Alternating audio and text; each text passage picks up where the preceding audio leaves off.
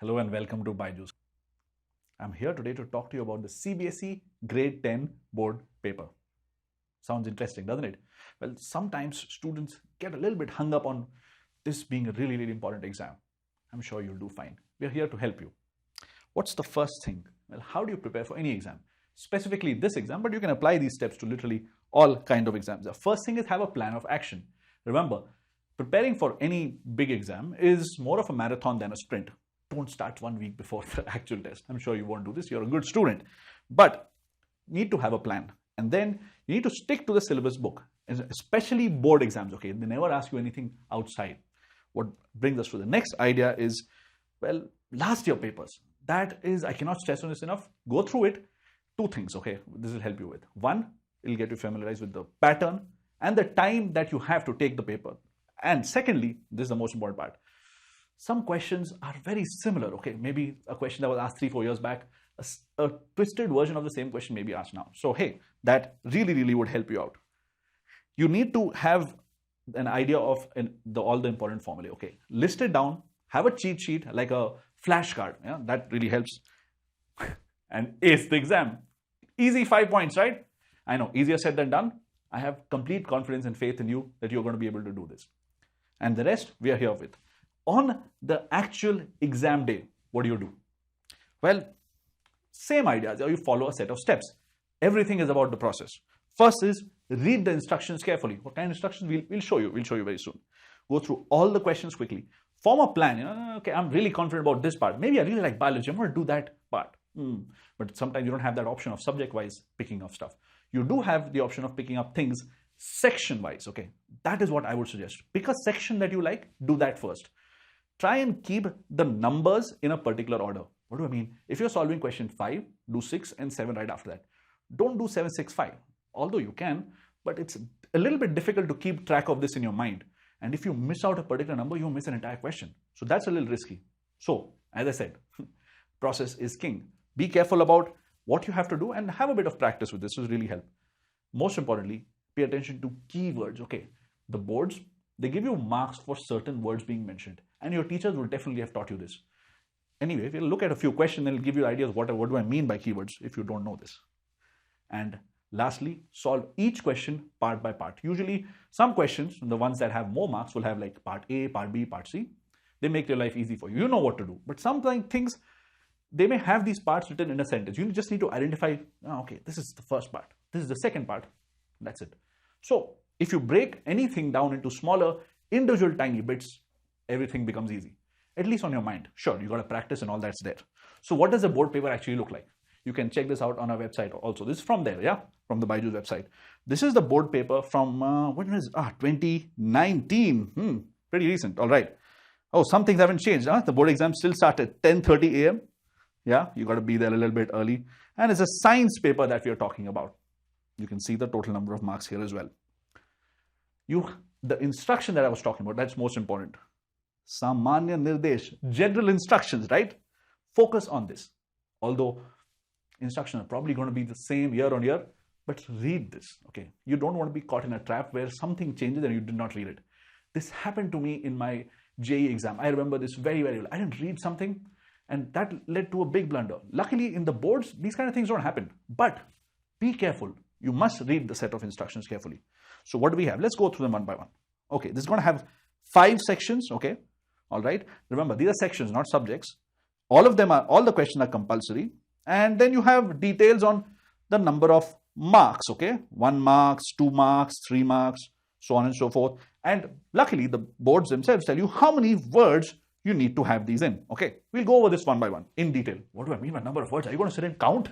Okay, I've got 5, 7. We have better ways for you. I think you know this already, yeah? But let's do this, okay? 1 mark questions. Things are, they're usually very easy. You either know it or you don't. There's no way of conceptualizing something on the spot, okay? If you've studied it, you know it, you'll be able to answer it right away. So give it an average time of 1 minute, or we just say 2. We don't want to give you a time of 1 minute, that tick, tick, 1, tick, tick, 2, you start counting. You don't have that. Let's put the minimum time at 2 minutes. Why is time important? You'll see. It adds up. It all adds up, okay? We'll talk about that towards the end, about time. What's the word limit? Have 1 word or a sentence, okay? This is very straightforward. And what do you need to do? Look, the right keyword, okay? That needs to be done. And these are the ones that are usually very easy. So focus on getting these right, okay? You have to write a very, very precise answer. Don't write stories here. There are some parts where you may have to write stories. We'll get to that. What happens in a 2-mark question, okay, which is the next section, section B, you have about 4 minutes, okay? This is the idea that we are giving you. Of course, some questions you may spend more time on. You can make up on that on the other sections, okay? We are giving you an idea of the proposed time that you should spend, an average time. And there's no one size fits all, okay?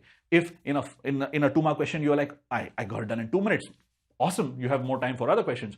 Maybe you took 6-7 minutes to figure out something, or you did something wrong, and while checking, you realize, oh God, I need to do this again. Don't worry about time then, okay? The time idea is all, this is for you to prepare. When you're in the exam, don't do bit-sized timing. See, I've got 2 minutes. This is 4 minutes. Don't do that. Do it section-wise, see how much time you've taken, so you get an idea, okay, I've got this much time left.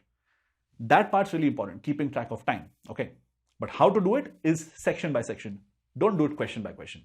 These ideas are mainly for you to know while you're preparing it, which is right now, okay? If you're seeing this video one day before the exam, skip over to the next parts, okay? I'll tell you which part. So the word limit is 30 to 40 words. We've got some words here again. What do we do here? I'll talk to you about the words very soon. How do you count the number of words?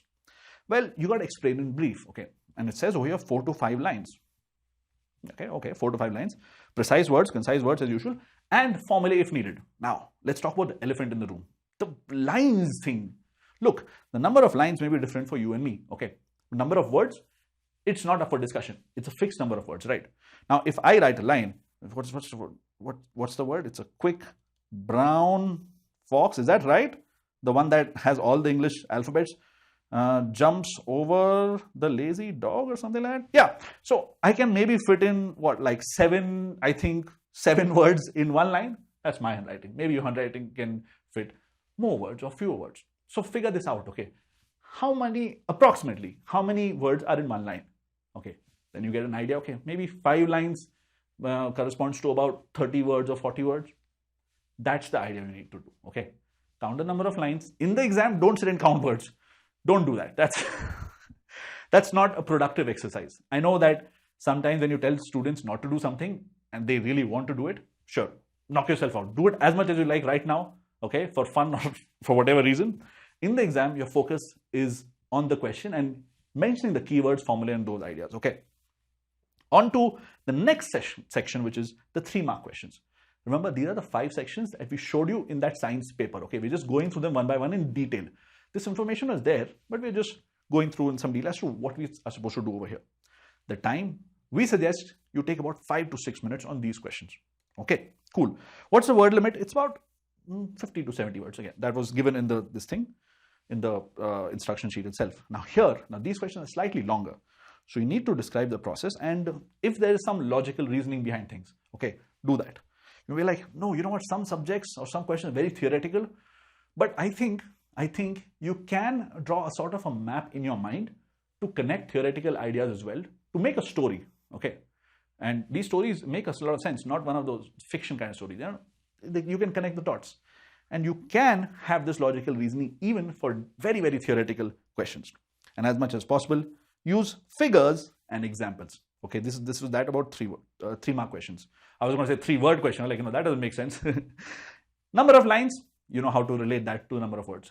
So a few more lines, how much ever they may be for you. Remember, this is personalized to you, okay? Do not compare that guy, my friend does this in 5 words, 5 lines, it doesn't matter.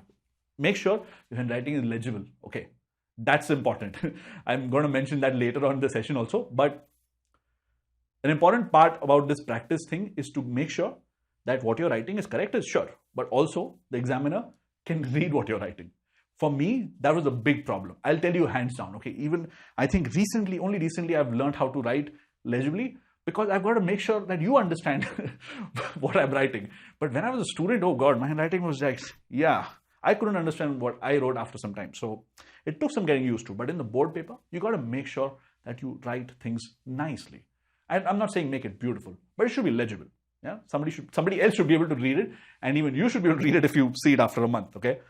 All right. On to 5-mark questions. What are these about? Look, you take about 8 to 10 minutes. Okay. on these questions. This is it's okay. It seems like a lot of time, right? 10 minutes out of a 3-hour exam. It's all right. Don't worry about that. Word limit is given to you over here. Now here, just need to be careful. It's like we are adding on steps from the previous one itself, right?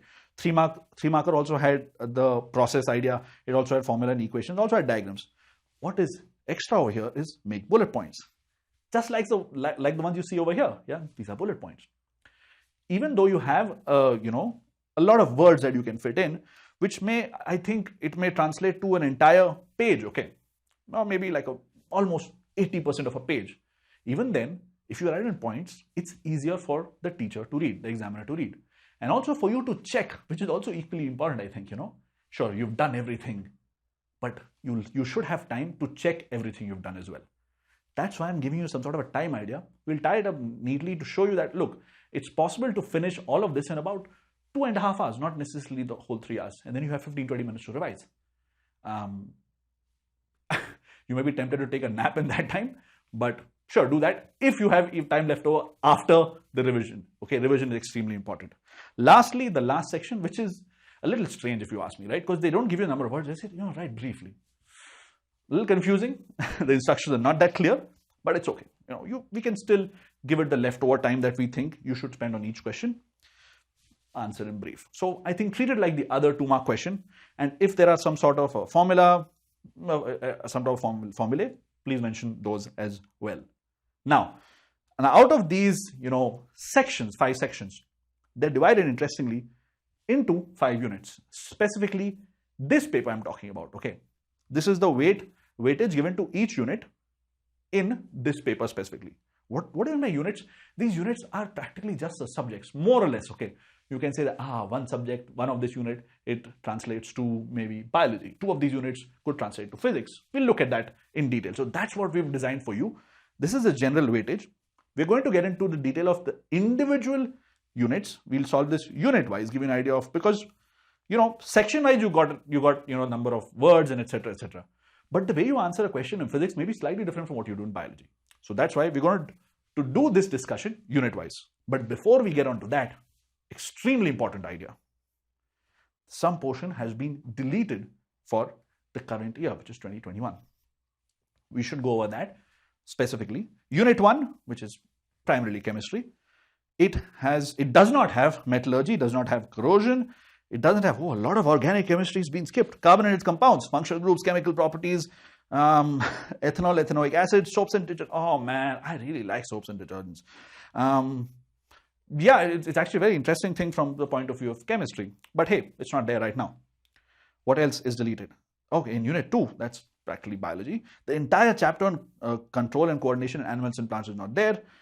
Evolution has been deleted from heredity and evolution. What about the third? I think the third and 4 sections, third and 4 units, not sections, third and 4 units are basically physics. Here, the whole of human eye is gone, yeah.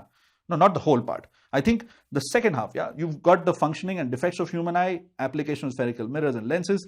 If you have glasses, you'll appreciate this a lot. If not, you're like, I don't care so much, but this is very interesting. Read up on this in your free time, the idea of hypermetropia and all of that. I found it very fascinating when I was in school. Anyway, the next unit, it doesn't have these portions. It doesn't have electric generators, AC and DC, and domestic electric circuits. Last part, we don't have sources of energy either. Okay, so what do we have? Let's get started with the first unit right now. Chemical substances, nature and behavior. What's this about? This is primarily chemistry, right? You can see on your screen, we've made a nice chart for you to show you what percentage of each of the chemistry chapters were asked in this paper, right? You got a little bit of acids and bases, actually mostly acids and bases, a lot of acids and bases and salts. And then you have almost equal, you have equal weightages of these 3 chapters, carbon and compounds, periodic classification of elements and chemical reactions and equations. And you have a little bit of metals and non-metals as well. Now, the reason why we are doing this subject-wise is because most of the time students read these things subject-wise. You study chemistry separately, you study biology separately, and so on and so forth. In the paper, the sections have all things jumbled up. Okay, so we look at the questions that came from these subjects in those sections. When I say subjects, I mean units. So this is Unit 1. So we'll quickly go over what this has. Okay, what exactly is chemical reaction equations all about? Firstly, you have, well, chemical reactions. Yeah, they are combining of different kinds of elements. Yeah. Now, you need to balance these first as a first step, and you can classify them into different kinds of reactions. There's so many colorful things given over here. Interestingly, a single reaction can be classified under two of them. Like right off the bat, I can see that single displacement and redox, it could be the same reaction. Okay, so they could ask you a question where they say this is one reaction given to you. How many of, this does it fall in? That could come up too. Anyway, what else is here? Let's look at the next chapter. You have acids, bases, and salts. This was mostly very, very heavily tested, right? 28% you saw from there. So just general idea of what is an acid, what is the base, the general test for it. You have the litmus test, phenolphthalein, methyl orange, so on and so forth. The idea of pH, okay, and the fact that it's a log scale, okay, that's extremely important. Idea of what is neutral, what is a neutral solution, and hence neutralization. What is left? I think just a couple of more chapters. Non-metals and metals, here not very tested but pretty heavy, I think, theory wise. Yeah, you got so many different points, but I think you can relate a lot of this to the periodic table itself. Okay, now, yeah, we usually study this with different kind of reactions with water, oxygen, and so on and so forth. Yeah, this is very doable, but a lot of theory. You've got the whole reactivity series. Yeah, but I think the reactivity series, you guys have been studying this from so many years that you'll generally know what it's all about. All right, and lastly, carbon and its compounds. Now this, in 11th and 12th, you have an entire branch like organic chemistry. Around 30% of the whole syllabus is this, basically just this. But anyway, not scaring you, a lot of this was deleted. What is this all about? The fact that carbon forms covalent compounds. Okay, that is the central idea. And then, yeah, it bonds with itself, catenation, so on and so forth. You've got nomenclature and a lot of general formula. These are the different families of hydrocarbons. All right. So that's what this is all about. I think there's one more idea. Yeah. Periodic classification of elements. Okay. This, I know, should start with this, right? Because this is how chemistry evolved. Yeah. It took about 200 years for all of this to come up. Okay, I'm not going to spend too much time on this, but a lot of trends here. Yeah, you can, I think, revise the entire chapter with these kind of just this one figure of the periodic table and then scribble over it. Okay, this is this order, this is that order, electronegativity, atomic size, so many things just in that one figure. Yeah, anyway, all that is there in BYJU'S class. By the way, we give you interesting sessions. Okay, let's look at one question that came in this. This is from section B. What is section B? This is basically a 2-marker. Okay. 2-marker, which is, I think, what, about 40 words. Yeah, so you need to do this in brief. What's the question? Name the acid present in ant sting and give its chemical formula. Also give its common method to get relief from the discomfort caused by the ant sting. The reason I'm going over this part quickly is, look, we're not going to solve the entire paper in detail, but we need to focus on the keywords over here. What is being asked for? You're talking about the ant sting, okay, and the particular compound in there, which is this over here, and that's the formula. So there you go. I think you're done with one part of this question. You probably get 1 mark half for each of these things. And then what is the method of relief? Use the idea of neutralization. Apply a mild base such as baking soda or soap. You can check out the actual marking scheme in the board, they give you these things as well. The actual marking scheme, half mark for this, 1 mark for this, so on and so forth.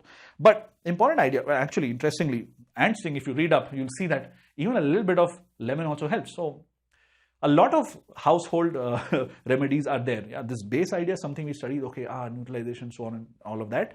But yeah, there are other answers that also work for this, which was something that I found out recently. I thought that, yeah, it's just chemistry, but there's so much more, right? Okay, anyway, here's another question from chemistry that came in this paper.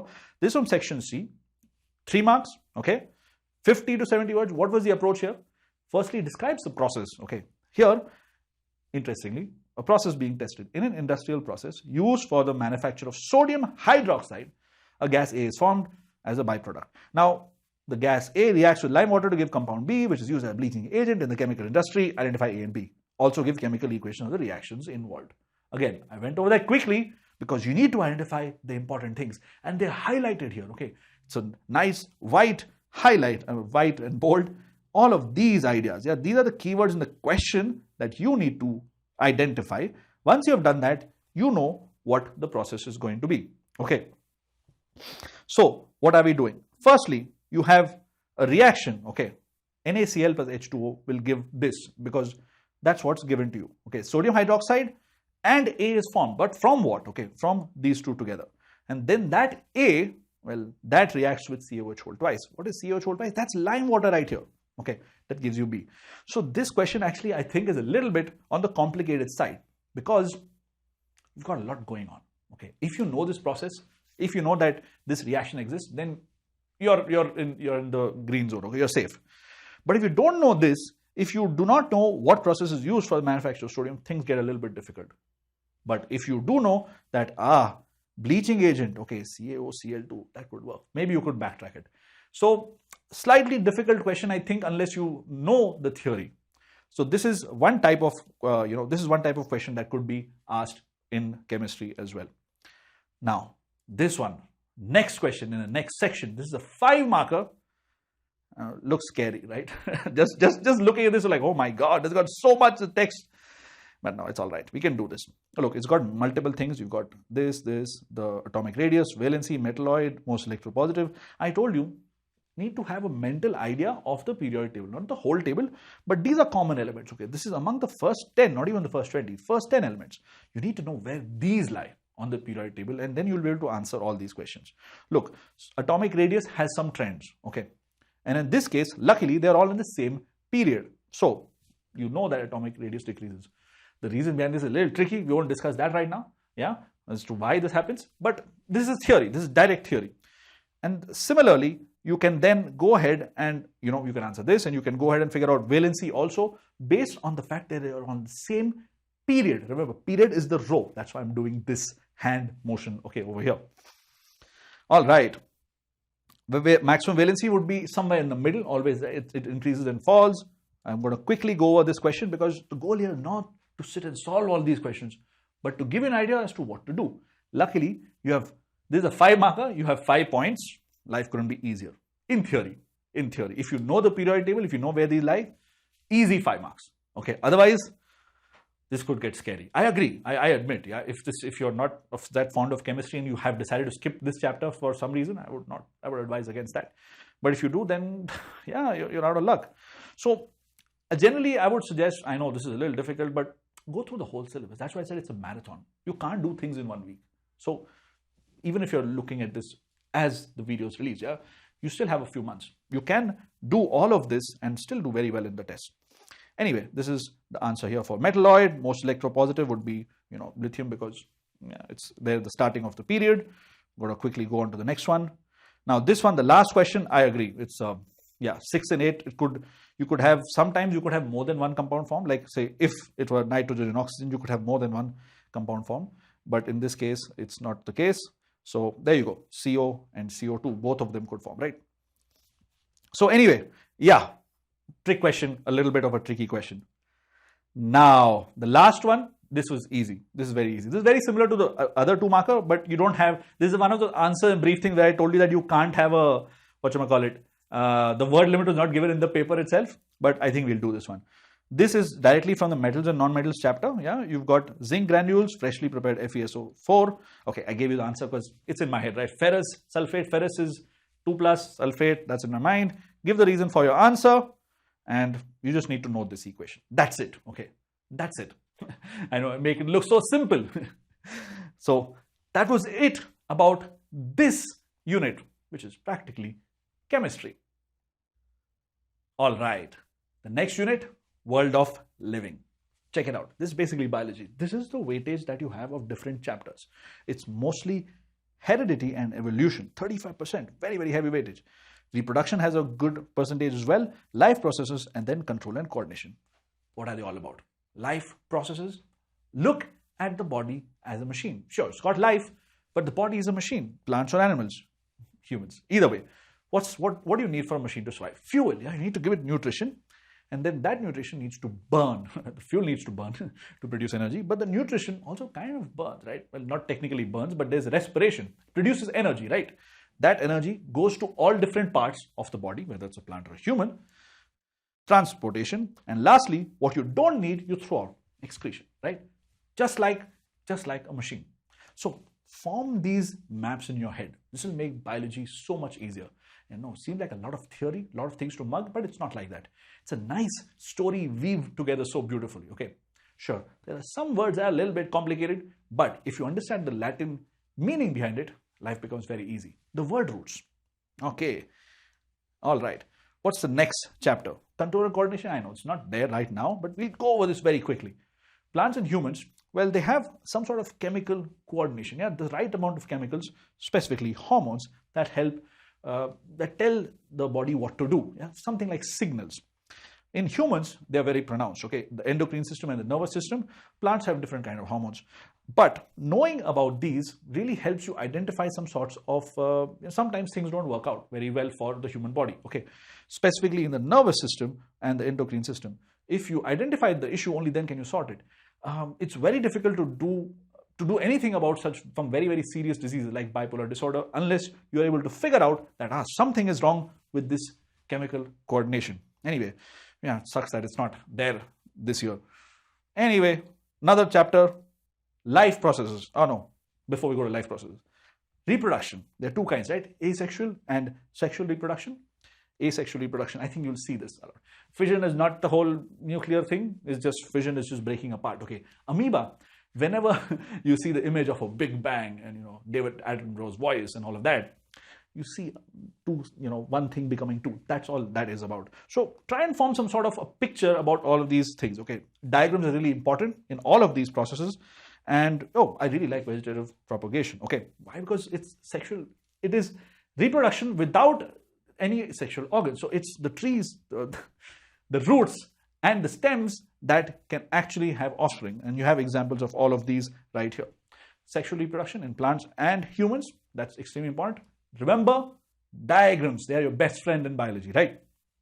Make them, label them. You'll get most of the marks right then and there. And the diagram will actually help you with the theory as well. Now, plants are very interesting, right? They have some plants that have just the female reproductive system. Some of them just have the male reproductive system. Some have both. Need to know the diagrams. And humans, well, sperms fertilize eggs, form zygotes. Miracle of life. Lastly, on to heredity and evolution. What is this about? Look, I know the evolution part's not there right now, so we won't talk about that in so much detail. But genes, yeah, literally what makes you you. The traits, which some of them are dominant and recessive. Recessive means that may skip a generation and so on and so forth. Dominant is like, that really fits there. Now, sex determination, that happens through chromosomes. You know this, right? Women have X and X and men have XY. And depending on which ones, the baby also gets the sex determination based on these chromosomes. You also have you have Mendel's laws of inheritance. The ideas of, the colors of eyes and stuff, so on and so forth. All right, that was a bit of theory about biology. Let's look at a question from which section is this? This one's from section C. What's section C? Remember, 3-mark question, okay, approximately 50 words, 5 to 6 lines, depending on your handwriting, okay? What's the question? Write 2 water-conducting tissues present in plants. How does water enter continuously into xylem vessel? Very interesting questions. Explain why plants have low energy needs as compared to animals. I think, this is just me, maybe the markings will be different, but I think that part A must be 2 marks and part B must be 1 mark because it has 2 parts, right? They're very clearly, right? Part A. So, identifying that is very important. And water conducting tissues, if you know this, you'll know for sure, tracheids and vessels. But be careful. A lot of times, whenever students read something to do with, tissues and all that, they say, xylem phloem. No, those are not vascular tissues. We are talking about ones that conduct water. Sure, there are 4 kinds of xylem, but only 2 of them conduct water. So be careful about this, okay? And the next part, although we are not mentioning it, it is a pressure differential. There's a suction that happens, okay? There's some evaporation from the stomata of the leaves, and because of that, the roots have, there's a pressure difference and the roots are able to suck water up. That's how this happens as well. The last part I think is easy, so we won't spend too much time on this. Low energy needs as compared to animals. Plants are fixed. They don't have to move around. They don't have to run. They don't go around jogging. So, and they get all their food right from the roots and from the air. So not much to do. Us, on the other hand, we are pretty active, right? That's a boon and a bane at the same time. If you look at efficiency wise, we sleep for like 1/3 of our lives.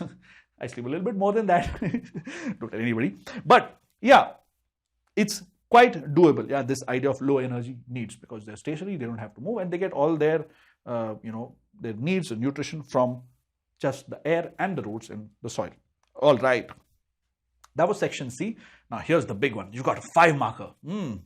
Section D. This one you need to take your time on. Okay, 8 to 10 minutes, maybe even more if you've saved time on the 1 and 2 markers, right? So you need to distinguish between cross-pollination and self-pollination over here. Mention the site and product of fertilization in a flower. Oh, a lot of things. Draw the label diagram of a pistil showing the following parts: stigma, style, ovary, female germ cell. Now, won't go into too much detail about this, but it's very clear you need to draw a diagram. The important idea is, what's the order? Let's see what's the order of things. That's what confused me in biodiagrams. So, cross-pollination and self-pollination, as the name suggests, self needs to have both the, male and reproductive parts in the same flower, and cross as well, it could be others, yeah, different flower. That's it. The sites are given to you, and this is the diagram. This is, luckily, it's in the same order. Yeah, stigma, style, ovary, female germ cell.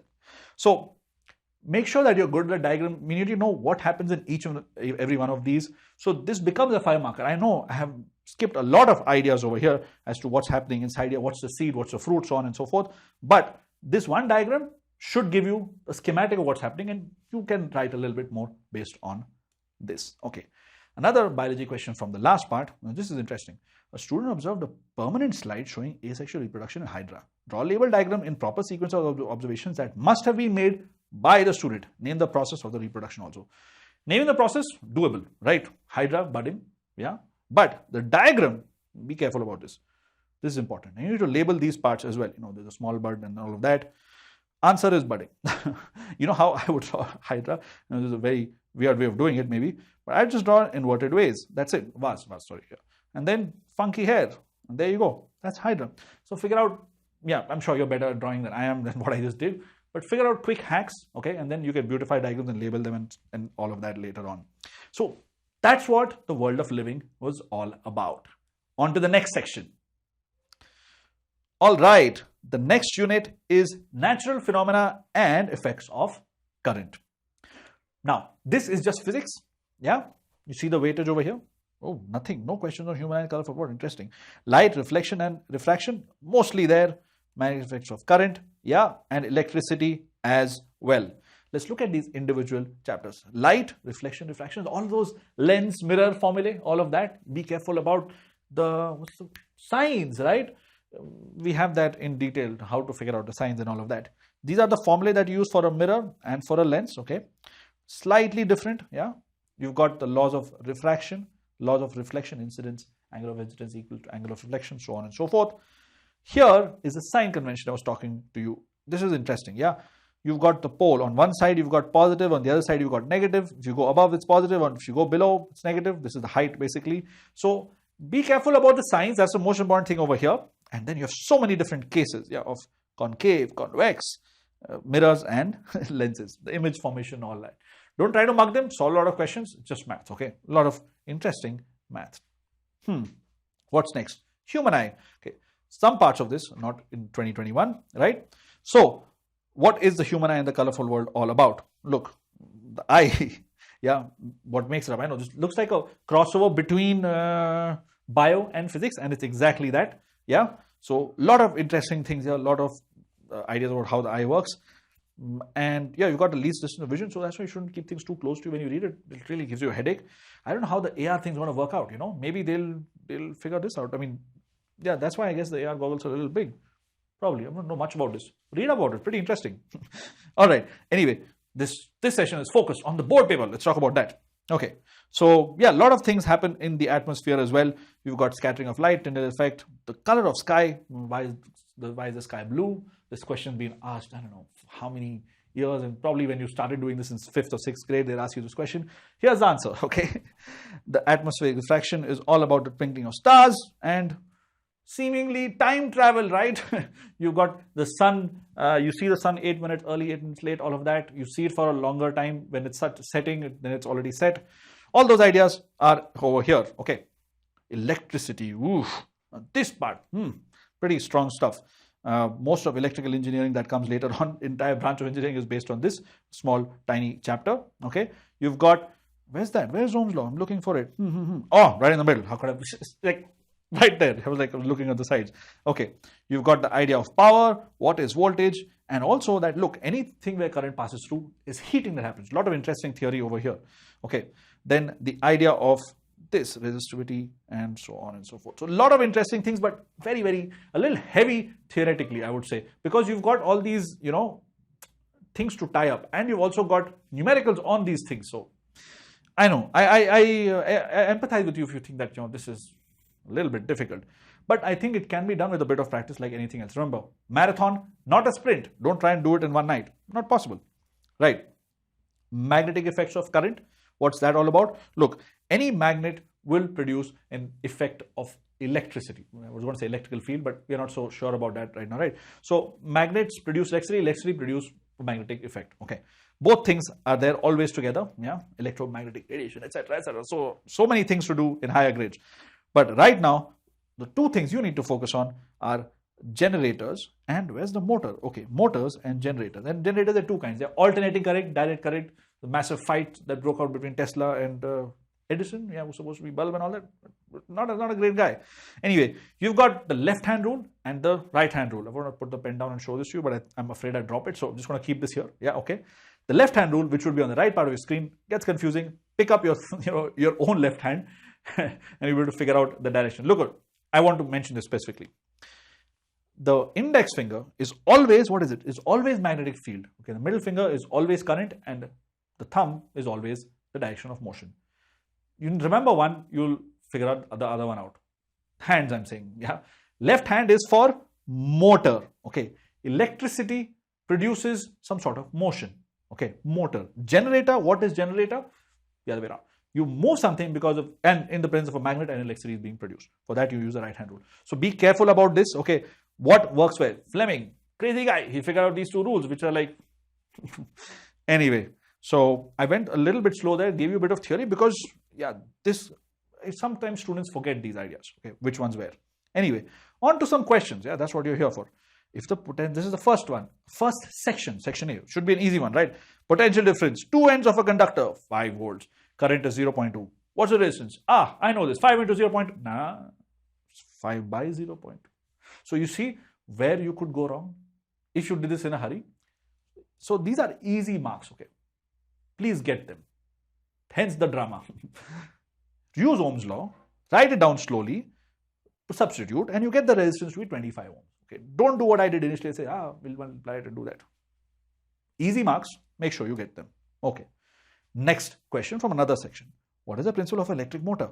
State the rule which is applied to determine the direction of force experienced by a current conductor when kept in a magnetic field.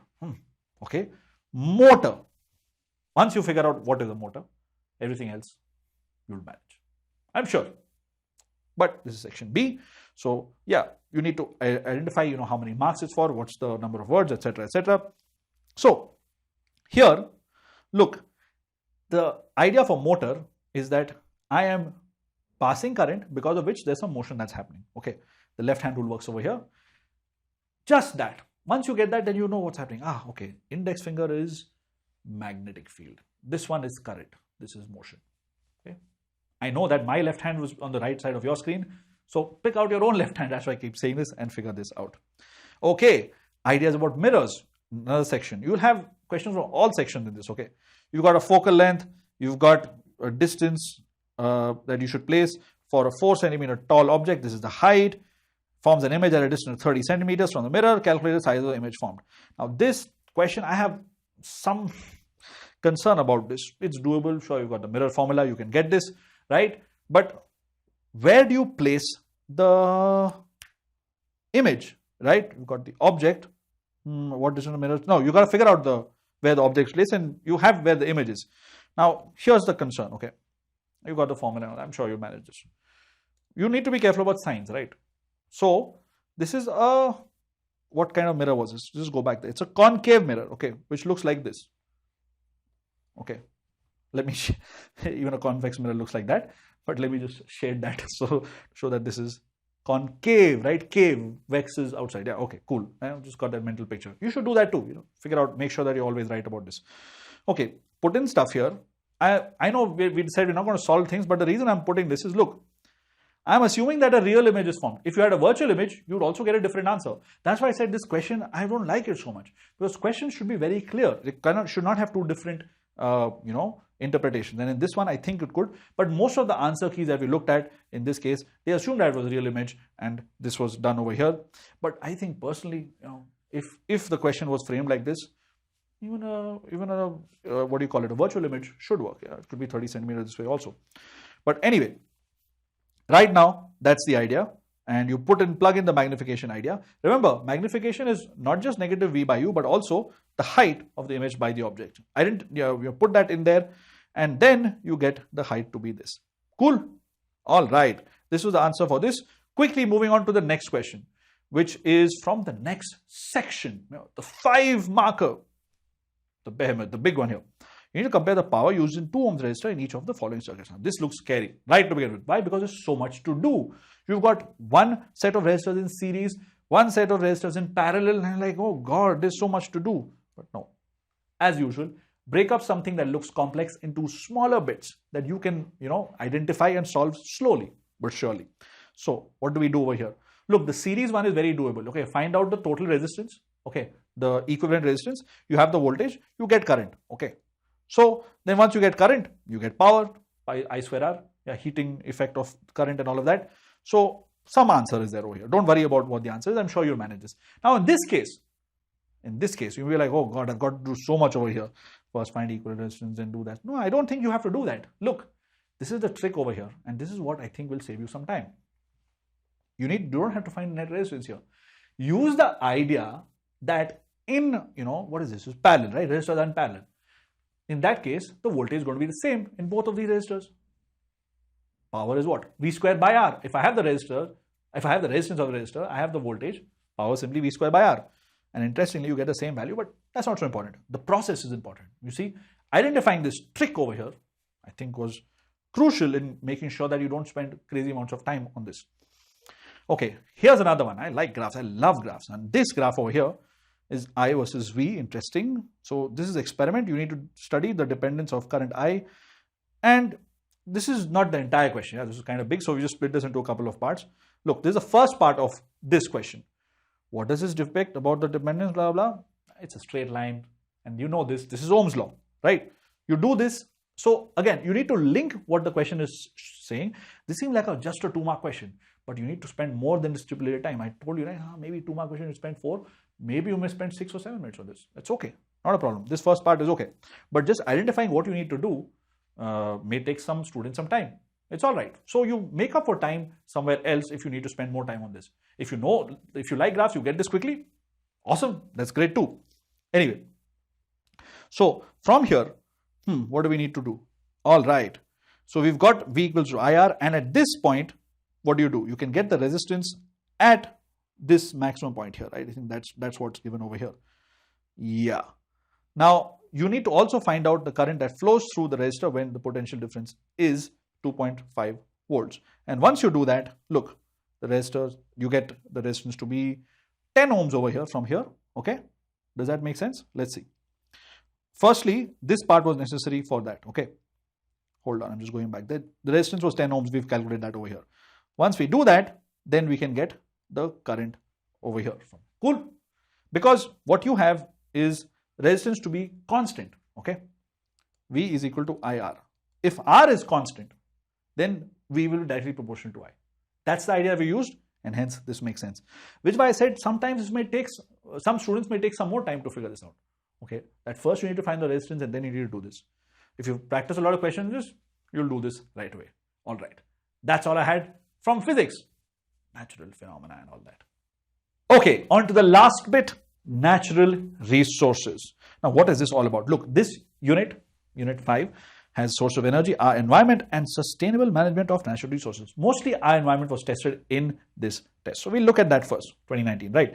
You've got the ecosystem. It has some components which are biotic and abiotic, biotic living, abiotic non-living factors, right, that make it up. You've got a food chain and a web of sorts. Yeah, you've got all kind of things being eaten and eating other things. We have massive impact on the environment, and it's mostly negative, the depletion of the ozone layer, scary stuff. we also talk about waste generation, which is biodegradable and non-biodegradable waste there. Okay, cool. Then, depending on what you got to do next, we can look at the sustainable management of natural resources. You got the 5 R's, right? Refuse to use that much as you can. Reduce, reuse, repurpose, and recycle. I know there are 3, and then you can also get 5 out of that. There are usually just 3 of them, right? Anyway, you've got forests, you've got water, and you've got coal and petroleum. Not going to go into detail, just letting the theory up onto the screen for you. You can go through this. I know there's so much to study, so many stories. I know I keep telling you, you can form a mind map, do so many interesting things with it. But after a point, you get a little bit, okay, so how much, maybe there's not so much ROI, return on investment. You study so much, but you don't get so many marks. If you look at it that way, yeah.